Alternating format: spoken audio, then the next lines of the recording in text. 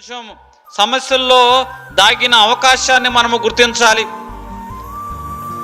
ఇక్కడ యేసేపు కనపడుచున్నాడు. యేసేపును గుంటలో పడవేసిన వాడుగా ఉన్నాడు. గుంటలో నుంచి ఎక్కడ పడవేశారటండి?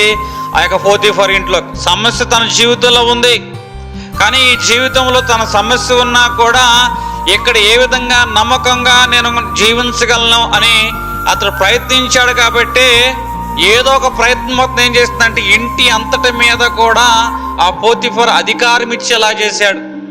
సమస్యల్లో కూడా అవకాశాన్ని వెతికాడు యేసేపు. ఇప్పుడు చెరసాల్లో వేయబడ్డాడు. చెరసాల్లో నేను ఎంత చేస్తున్నా కూడా నాకు ఇదా బహుమానం అనుకోలా.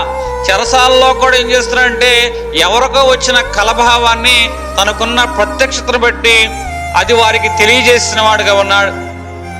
అయితే చాలా విషయాల్లో అతడు ఓర్పు పట్టిన వాడుగా ఉన్నాడు.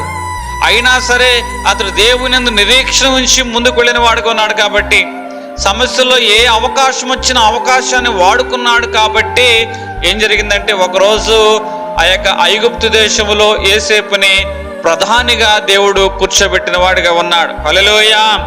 చెరసాల్లో ఉన్నానని దర్శనాన్ని చెప్పే తలంత్రం పోగొట్టుకున్నాడా?